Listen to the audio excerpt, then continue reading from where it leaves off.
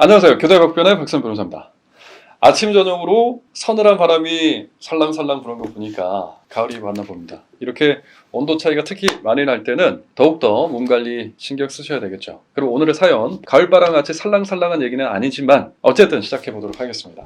안녕하세요. 저는 며칠 전에 외국에서 1년 반 전에 있었던 대마초 흡연 그리고 매매 혐의로 경찰 조사를 받았습니다. 저는 4년의 유학 생활을 했었고 거기서 어울린 한국 친구의 권유로 대마초를 접하게 되었습니다. 여러분 그게 옛말에 틀린 게 하나도 없어요. 친구 잘 사귀셔야 돼요. 자, 당시의 친구들은 외국에서의 대마초 흡연은 합법이라고 했고 이 말을 믿었다고요?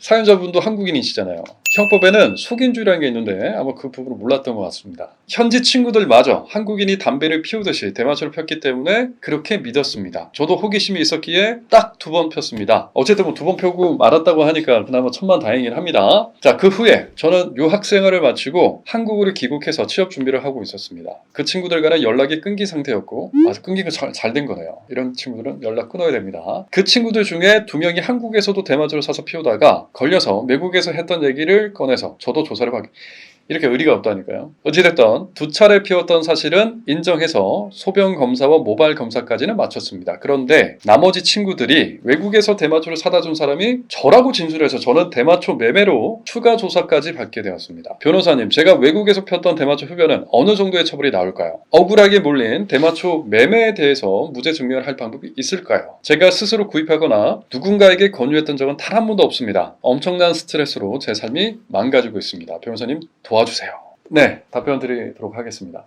안타깝습니다. 친구도 잘 사귀었어야 되고 여러가지 대마초도 피면 안 되는 것이고 여튼 간에 대마초의 합법화 논쟁은 아직까지도 계속되고 있죠. 하지만 한 가지 분명한 사실은 제가 사연 중간에도 말씀드렸다시피 대한민국에서 대마초는 여전히 아직도 불법이라는 겁니다. 사연자님의 친구들이 외국에서 대마초 흡연이 합법이라고 했다고 하더라도 그 말을 믿어서도 안 되는 거고요. 대한민국 법은 속인주의를 적용하고 있기 때문에 한국인은 지구상 어디를 가도 아프리카를 가든지 일본에 가든지 미국을 가든지 캐나다를 가든지 어디를 가든지 대마초를 복용해서는 안 되는 겁니다. 이 점은 유튜브를 보고 계신 다른 분들도 꼭 명심하시기를 바랄게요. 사연자님이 대마초를 2번 피운 행위는 마약류 관리에 관한 법률 제61조 제1항 제4호에 해당해서 5년 이하의 징역 또는 5천만 원 이하의 벌금형에 처해지게 됩니다. 그런데 엎친 데 덮친 격으로 대마초 매매 혐의까지 받고 계십니다. 대마초를 매매하거나 매매를 알선하게 되면 대마초 흡연과 같이 제61조 제1항 제4호가 적용되죠. 따라서 5년 이하의 징역 또는 5천만 원 이하의 벌금에 처해진다. 규정은 그렇게 되어 있지만 실제로는 단순 흡연보다는 더 훨씬 강하게 처벌됩니다. 단순 대마초 흡연자보다 대마초를 사다 준 사람이 더 재질이 나쁘죠. 왜? 사회에 끼치는 해악이 더 클 수 있잖아요. 흡연하는 사람은 본인 개인의 문제지만 이를 사서 누군가에게 파는 행위는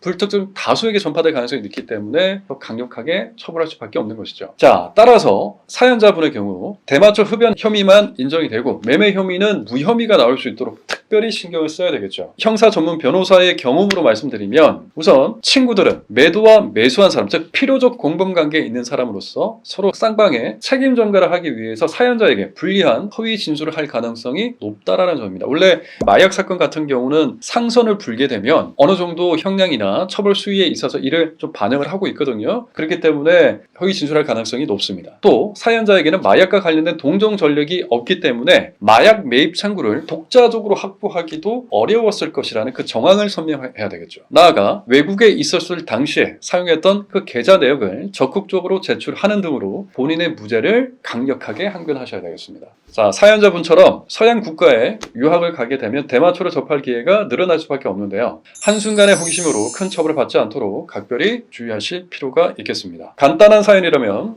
이렇게 댓글로 그리고 남들에게 말 못할 사연이 있다면 메일로 보내주시기 바랍니다. 오늘 소개해드린 사연과 비슷한 상황에 놓여 계시거나 이러한 상황에 부딪히게 됐을 때 교대박변을 떠올려 주시기를 바라면서 우린 또 다른 사연으로 찾아뵙도록 하겠습니다. 끝!